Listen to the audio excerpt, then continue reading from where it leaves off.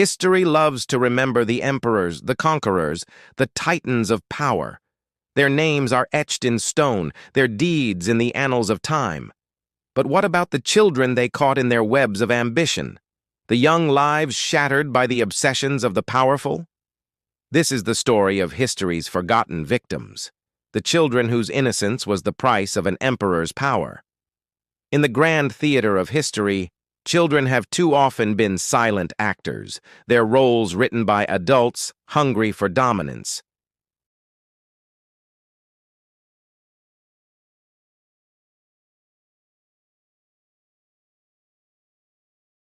We'll see how the lives of children, from the halls of imperial Rome to the cold corridors of the Kremlin, were not cherished, but used. Their stories are cautionary tales, stark reminders that the thirst for power can be so all-consuming it will even devour its own young.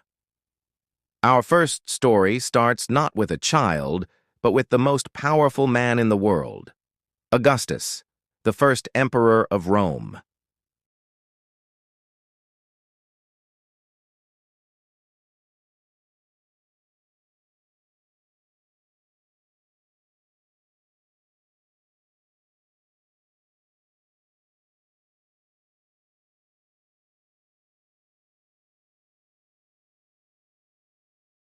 Tiberius, a proud and successful military commander, was then repeatedly sidelined for Augustus's younger, less experienced grandsons.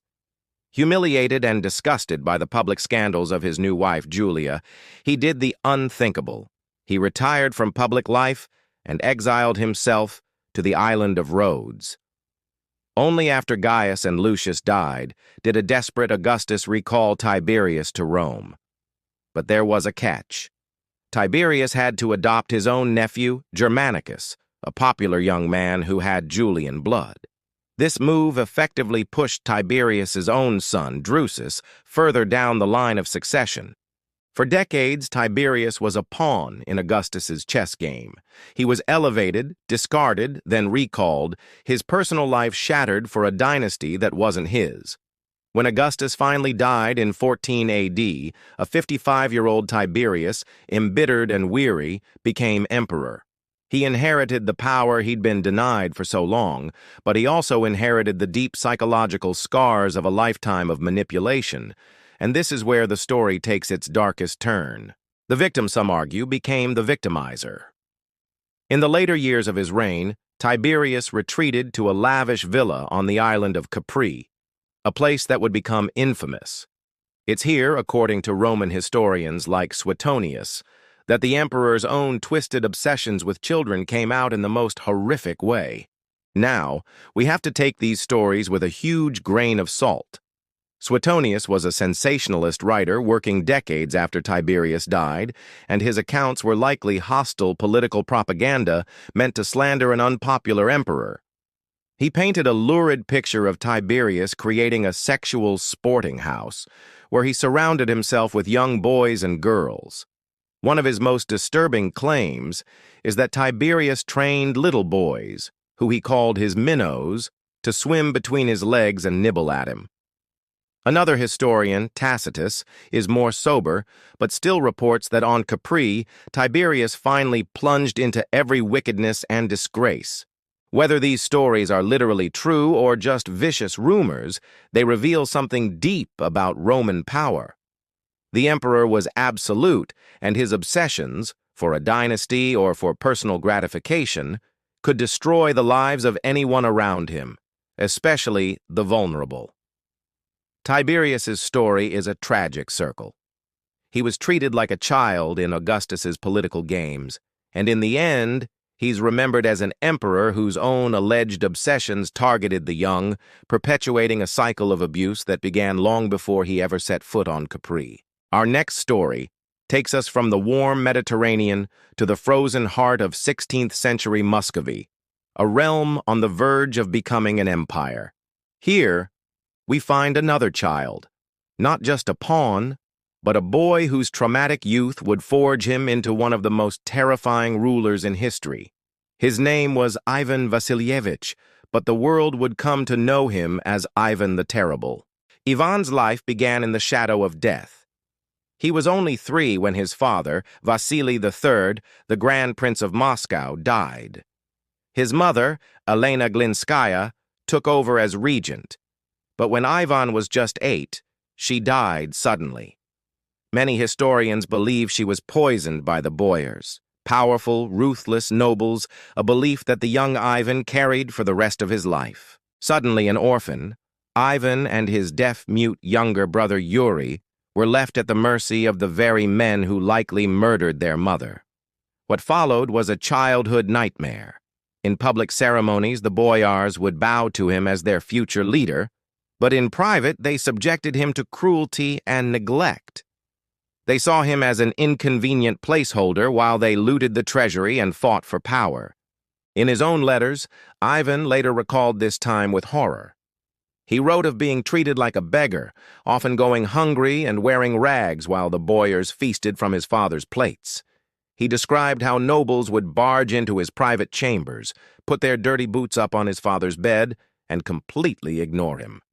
He was a ghost in his own palace, a powerless witness to the plundering of his inheritance. He lived in constant fear, watching as his few allies were dragged away and murdered. Deprived of love, security, or any kind of moral guidance, the young prince's mind began to twist. Unable to hit back at his powerful tormentors, he found other outlets for his rage. He would capture birds, pluck their feathers, and gouge out their eyes.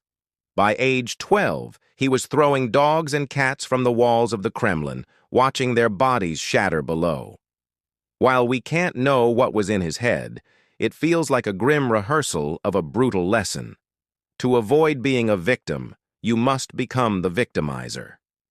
The breaking point came when Ivan was 13. In a shocking display of calculated fury, he ordered the arrest of Andrei Shwisky, the leader of the most powerful boyar clan and one of his chief tormentors. But this wasn't a simple arrest. He had Shwisky thrown to a pack of starved hunting dogs, which tore the prince apart in front of the horrified court. The boy pawn had just declared checkmate. At 16, he cast aside the title of Grand Prince and had himself crowned the first-ever Tsar of all Russians, a title that deliberately invoked the imperial power of the Caesars. For a time, it seemed Ivan might overcome the scars of his youth. His early reign, guided by advisors and his beloved first wife, Anastasia Romanovna, was marked by major reforms. But the demons of his childhood were always there. The slightest hint of betrayal could trigger his paranoia. The final descent into madness came after 2 events. First, a fire ravaged Moscow, and a mob, stirred up by rival boyars, blamed and killed Ivan's uncle. The second, more devastating blow was the death of his wife Anastasia in 1560. Ivan was convinced the boyars had poisoned her, a paranoid fantasy that resurrected all the trauma of his mother's death. With Anastasia gone, Ivan's paranoia became absolute. He unleashed a reign of terror unlike anything Russia had ever seen. He created the Oprichniki, a black-clad secret police who acted as his personal hounds. Their saddles were adorned with a dog's head and a broom, symbols of their mission to sniff out treason and sweep it from the land. For years, they rode across Russia, torturing and executing thousands, destroying the power of the old nobility forever. The boy who was tormented in the Kremlin grew into a man who made the entire nation his torture chamber. His reign climaxed in a fit of rage when he struck and killed his own son and heir with an iron-tipped staff. The traumatized child, obsessed with security, had become a monster who destroyed his own family and legacy. But what if a ruler's life was claimed by ambition before he was even born? Our final story takes us to the Sasanian Empire of Persia in the 4th century AD for the incredible tale of Shapur II, the king who was crowned in the womb. In the year 309 AD, the Sasanian Empire faced a crisis. The king, Hormizd II, died, leaving a power vacuum and a court of ambitious nobles. Hormizd had several sons, but the nobles saw them as threats. In a ruthless move, they killed the eldest son, blinded another, and imprisoned a third. Having eliminated all the immediate heirs, the nobles had a problem. How do you keep the dynasty going without a living king? Their solution was as bizarre as it was brilliant. They learned one of Hormizd's wives was pregnant. The court priests conveniently prophesied that the child would be a boy. For the nobles, this was perfect. An infant king, let alone an unborn one, would be a ruler in name only. They could run the empire as regents for years, and so they held perhaps the strangest coronation in history. According to a powerful legend, they took the royal crown and placed it directly on the pregnant belly of the queen. While modern historians think it's more likely he was crowned right after his birth, the legend itself tells you everything you need to know. From the moment of his conception, Shapur II wasn't a child. He was an object, a symbol, a living justification for the ambitions of the men who surrounded his mother. His entire childhood was a regency, managed by his mother and the very magnates who had murdered his brothers. For 16 years, the nobles held power. But they made a critical mistake. While they were busy running the empire, the boy king was watching and learning. During his youth, Arab tribes began raiding Persian territory, growing bolder against a state run by a divided council. When Shapur II finally came of age at 16, he seized power with a vengeance. He wasn't the puppet the nobles expected. He was a young man forged in the quiet humiliation of a controlled childhood, determined to assert his authority. He launched a brutal campaign against the Arab raiders, and his methods were so savage that Arab histories remember him as Dul Aktaf, or the shoulder piercer, a name he earned by allegedly stringing up prisoners by ropes passed through their shoulder blades. He had learned the lesson of power from his regents, wield it without mercy. Shapur Seku's life began with him being used as a pawn, his very existence bent to the will of others before he was even born. But unlike so many others, he survived his gilded cage and emerged to become a master of the game himself. The stories of Tiberius, Ivan, and Shapur aren't unique. They're just vivid examples of a dark pattern that repeats across history. The child ruler, trapped by the ambitions of others, is a tragic figure in the story of power. Think of Tutankhamun in ancient Egypt, the boy king who took the throne around age 9. His reign was completely dominated by powerful advisors like Ai and Horemheb, who used the young pharaoh to legitimize their own authority. His life wasn't his own, it belonged to the state. Or consider Puyi, the last emperor of China. He was placed on the dragon throne in 1908, before he was even 3. He was so frightened at his own coronation that he cried and struggled to get away. For the rest of his life, he was a pawn.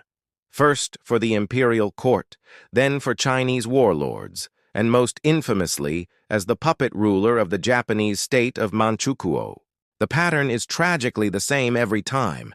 In systems of hereditary rule, a child's bloodline is the key to power, making them both essential and uniquely vulnerable.